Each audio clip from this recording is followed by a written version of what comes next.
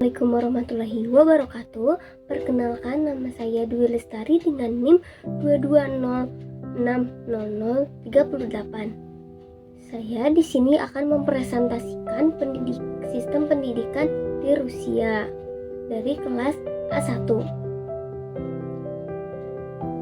Peta konsep, ada profil negara, kurikulum, perubahan kurikulum, gaji guru, sistem pendidikan, kelebihan dan kekurangan pada aspek pendidikan, presentase dan anggaran untuk pendidikan. Nama resminya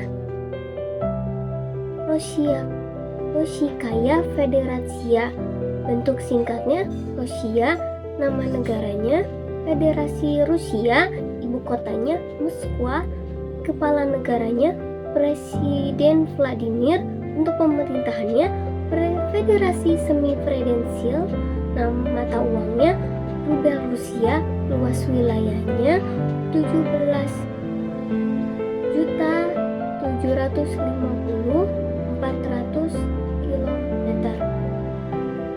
Letak astronomisnya 55,45 derajat lintang utara sampai 55,45 derajat lintang utara dan 37,37 derajat bujur timur sampai 37,617 derajat bujur timur. Nah, seperti kita lihat ada lambang negaranya seperti itu. Benderanya ada 3 warna, putih, biru, hitam. Nah, itu ada letak wilayahnya.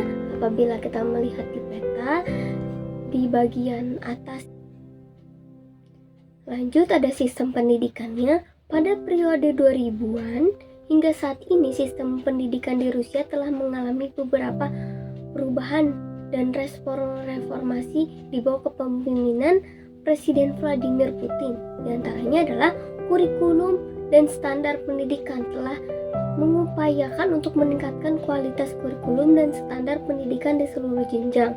Ujian hanya dilakukan 2 kali pada siswa SMA yang melakukan ujian nasional yang digunakan sebagai dasar selektif untuk masuknya ke perguruan tinggi.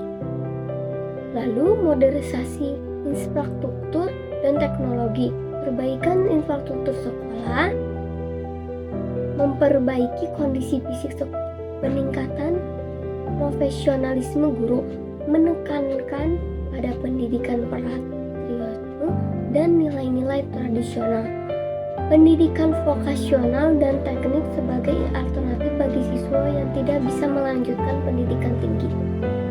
Pelajaran di Rusia atau waktu dimulainya itu pukul 08 sampai 30.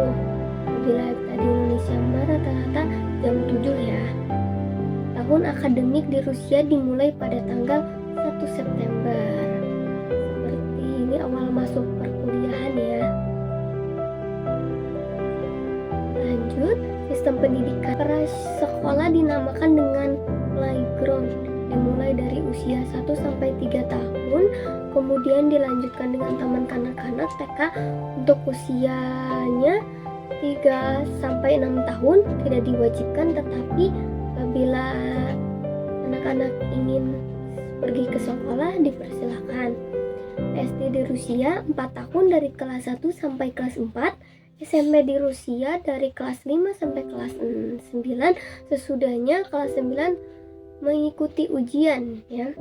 SMA hanya 2 tahun dari kelas 10 sampai kelas 11. Usia siswanya banyak yang libur, terutama di musim gugur 1 minggu, di musim dingin 2 minggu, di musim semi 1 minggu, dan di musim panas 3 bulan dari 1 Juli sampai akhir Agustus.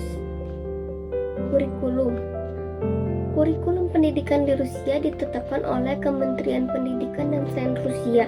Siswa diuji melalui serangkaian ujian negara pada tingkat dasar dan menengah. Seperti yang saya bilang tadi, ujian akhir negara, Unified State Exam, untuk siswa sekolah menengah yang memainkan peran penting dalam penentuan kelulusan dan seleksi seleksi masuk perguruan tinggi.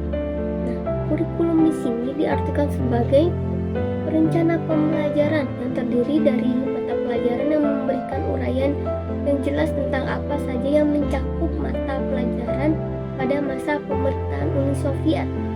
Terdapat kurikulum inti untuk semua negara yang memuat bahasa Rusia dan sastra, matematika, kimia, dan sejarah. Adapun beberapa mata pelajaran khususnya yang berhubungan dengan federasi secara keseluruhan maksudnya berikan kebebasan kepada masing-masing lembaga pendidikan. Adapun kekurangan dan kelebihannya pendidikan di Rusia memiliki kualitas yang tinggi dan biaya kuliah relatif terjangkau ya. Saya pernah nonton salah satu YouTube asal Indonesia yang berkuliah di Rusia kebetulannya, itu dengan hanya 2 juta saja tuh bisa bertahan hidup di Rusia. Di sekolah Rusia, apabila pergantian mata pelajarannya, siswanya disuruh istirahat di luar, tetapi masih di sekitar lorong-lorong, jadi lorong-lorong panjang di situ. Dan istirahat apabila boleh membaca buku boleh, tetapi tetap di dalam pengawasan beberapa guru sehingga angka tingkat bullyingnya tidak meningkat ya.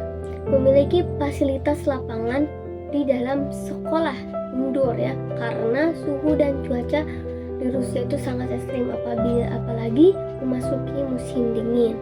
Nah, kekurangannya kesenjangan regional antara wilayah perkotaan dan pedesaan, terutama dalam akses dan kualitas pendidikan. Siswa di Rusia memiliki banyak PR karena saat mereka libur waktunya untuk mengerjakan tugas gitu ya. Mata pelajarannya sangat banyak. Lanjut, ada presentasi anggaran pendidikan. Pada tahun 2022, pemerintah Rusia menghabiskan hampir 5,5 triliun rupiah Rusia untuk sektor pendidikan. Untuk pendidikan tinggi, rata-rata pengeluaran per siswa adalah 403.000 rupiah Rusia.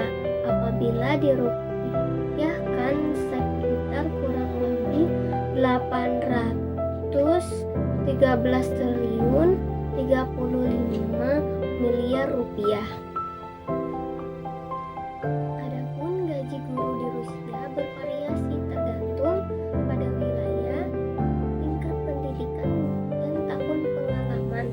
Di antara faktor-faktor lainnya, menurut data dari Vyashkel, pada tahun 2022 gaji rata-rata guru di Rusia adalah sekitar 550 rubel per tahun, yang setara sekitar $7.000 USD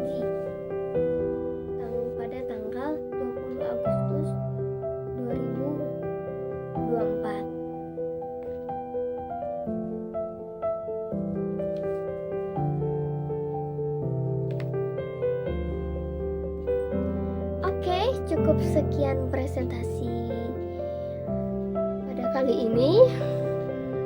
Saya Dulu Lestari, apabila banyak sekali kesalahan dalam